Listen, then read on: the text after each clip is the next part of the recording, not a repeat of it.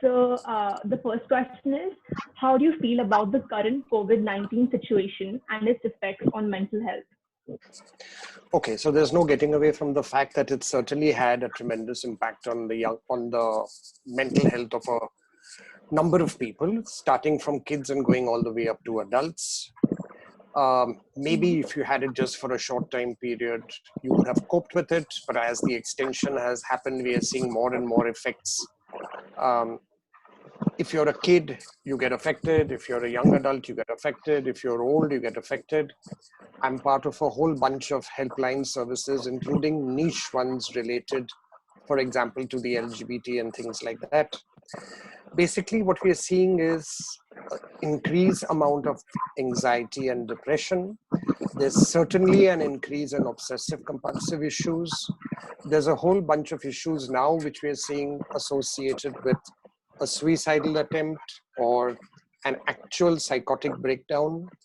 And we are also seeing things associated with this, helplessness and hopelessness and things like that. Given the fact that a large number of people are also on, things like alcohol on a regular basis, or they smoke on a regular basis, and suddenly there is an enforced reduction in this, we are seeing a lot of kids and adults who are also having issues related to withdrawal from these addictions. So there's a whole bunch of things that we are seeing, and as a corollary to this, my colleagues and I are also getting a lot of referrals now related to increased violence, increased aggression, because when you're in a pressure cooker atmosphere at home and you're constantly, under the pressure, that it's not surprising that traits which maybe were not so obvious at one time suddenly come to the forefront, and you'll end up then becoming more aggressive because you just can't cope. So then you start hitting out. We are seeing a lot of this happening, which is a very sad indictment on our coping skills. So overall, we are seeing this across the spectrum. I think it's also very frightening because we don't really know what the future holds. It's all very well to say on the 2nd and on the 5th and all of that, but we know that when you get back into the real world, what exactly is going to happen? Will trains start working again? Will the airline industry come in? Will other things happen which cause so much of a problem? These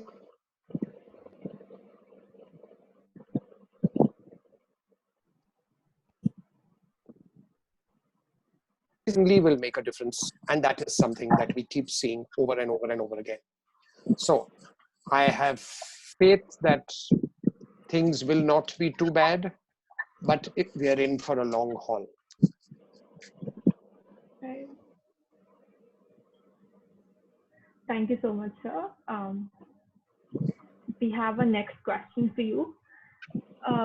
Das, what do you think the youth can do to improve their mental health in a time like this? Okay, so I'm going to look at it in two perspectives. There are a whole bunch of, incidentally, right now I'm the chairperson of the task force dealing with college psychiatry. So there was a slight discrepancy in your introduction.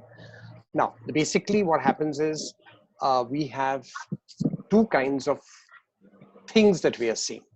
You have a whole bunch of youths who are extremely charged up.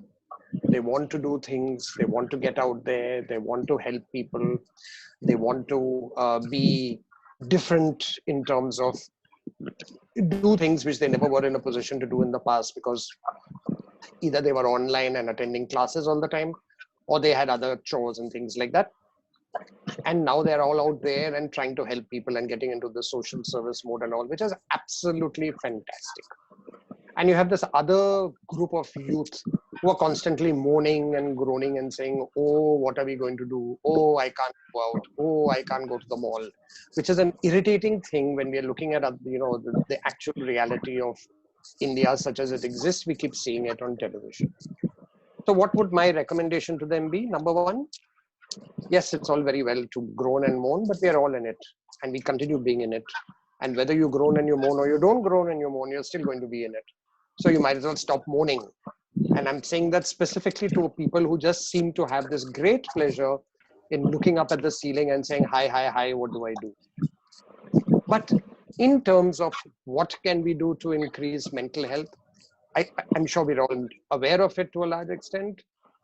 Try to have a routine as much as possible, and especially for the youth, in the routine, ensure that there is physical activity. It's absolutely essential. It serves as a very nice, normal way of channelizing a lot of negative emotions that we might see.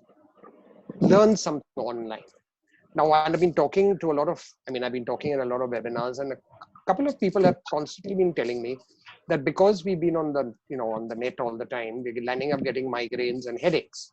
And that might be a reality. So take breaks in between what you're doing and ensure there's good lighting, and keep splashing cold water on your eyes. And that normally would reduce the strain that your eyes feel, and hence migraines reduce. Now, these are things that we also look at. I don't think it's great fun sitting at home and constantly having headaches and not being in a position to actually check them out. So do things that would prevent that from happening. Ensure that in addition to everything else, especially the youth, should be doing things in terms of checking up on people who are old and staying alone. And they're staying alone not because they necessarily want to, but maybe the attendant who's with them normally cannot come there because transport is not working, and they have family, children who are out of the city or out of the country, and hence they're all alone. We see a lot of very, very positive things happening with kids when they're looking after this. And I really believe that sharing and showing compassion to people who need your compassion actually makes you feel much more positive. And anything that makes you feel more positive today is important. So get out there, do things, learn something new also on the phone, do a lot of physical activity, ensure that you eat and drink properly in terms of enough water and enough food. Do chores at home. Mom and dad don't have to be the only ones doing them. Get out there and do some stuff as well. And hopefully you'll feel better over a period of time. I have the next question for Avinash, sir. So the first question is, how can one handle children, and what can the youth do to take care of the elderly during the lockdown?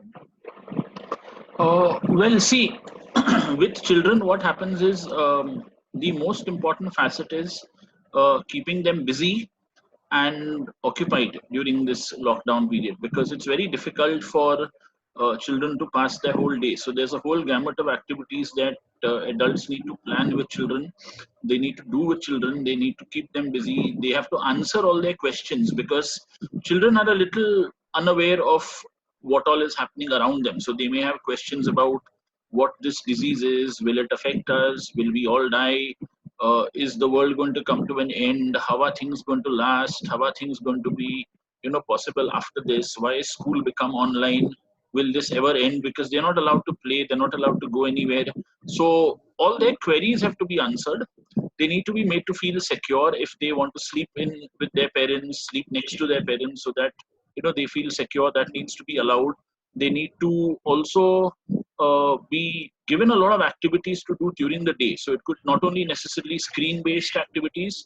These could be painting, drawing, puzzles, some amount of physical activity within the house, helping them cook, helping parents with the household chores, multiple things that can be done. So that's what I would suggest.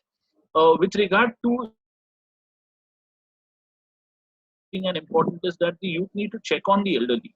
So if you have elderly in a society that are living alone, it would be beautiful if the youth could check on them once a day, see what their needs are, see if they need anything. Because it's, as it is been mandatorily said, that the elderly shouldn't go out. They shouldn't venture out. They shouldn't go out on their own. Shouldn't go out alone. Shouldn't go out and buy things, because they are at a risk to develop the infection.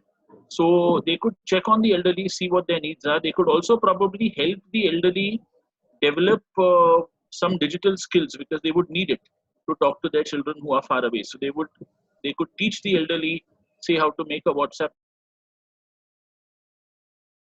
or even host a Zoom meeting with their family members, so that they feel connected to people around them. So I would say that's there.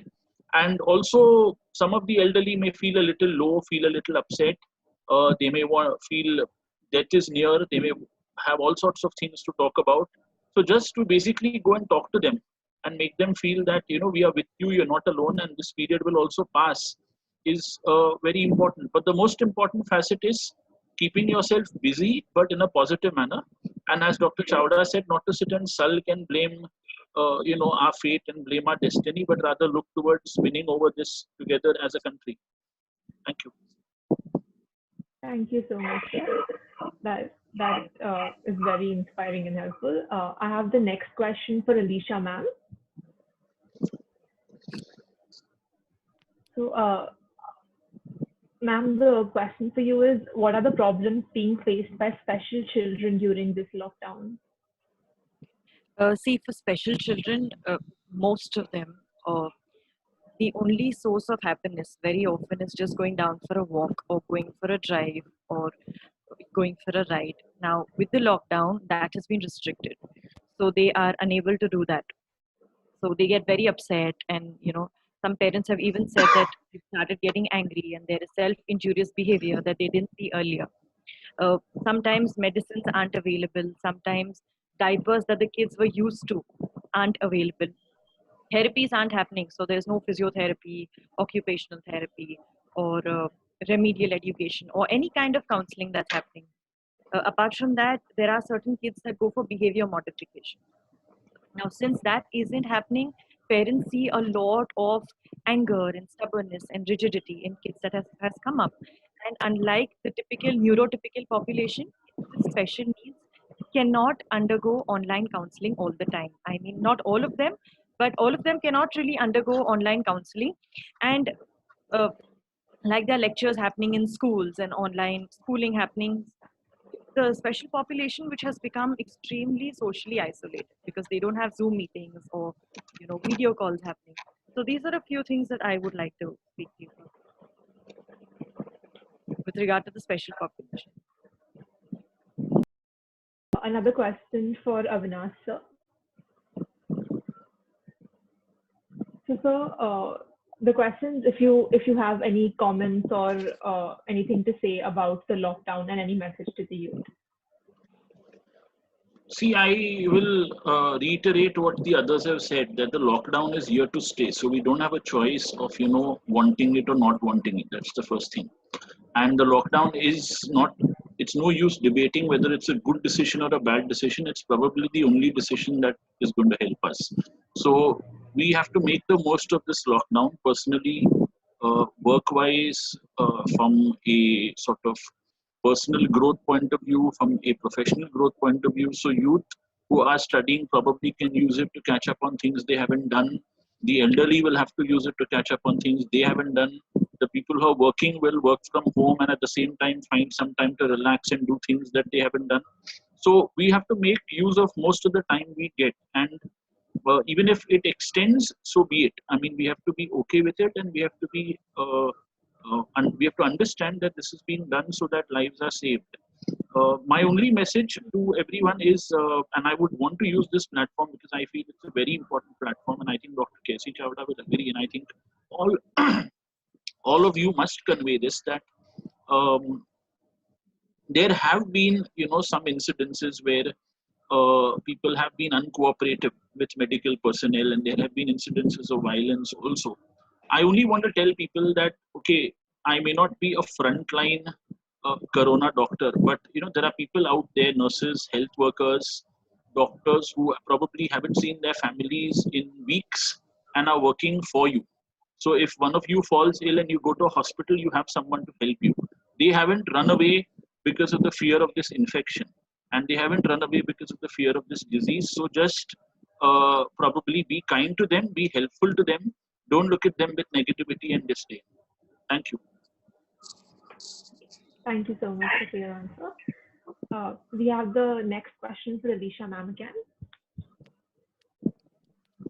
So, ma'am, the question is, how do you think should one treat special children at home during this lockdown?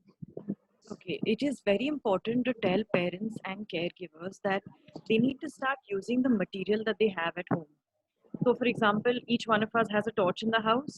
So what you can do is dim the lights of the room, place the torch at one end, ask this child with special needs to focus, and then you gently move the torch to the other end. Now, this is something we also use in visual therapy. It can help with regard to concentration.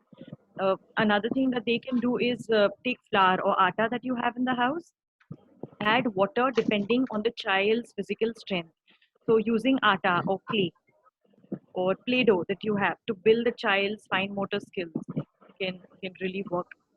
You can take out old photographs, show the child how he or she looked when he was small, show a child how to plant a seed and see how it grows.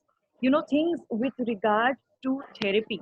I always feel that it's important for a parent to tell the child to speak to the therapist. It may not be a session, but speak to somebody from the school or speak to a near and dear friend, because kids, for example, from the autism spectrum, they are very used to a routine. Seeing it break like that causes a lot of problems in the house. So you kind of reassure them that things are going to be fine and you're going to be meeting them soon and things are going to be normal soon. You can make them do sorting activities with rice and different beans that you have in the house. You can bake and cook together, teach them how to organize themselves, or tell them this is how we can plan, or this is what you're going to be doing 2 months or 3 months from now. So you need to assure them that things are going to be fine and things are going to settle, irrespective of them understanding the present situation or not.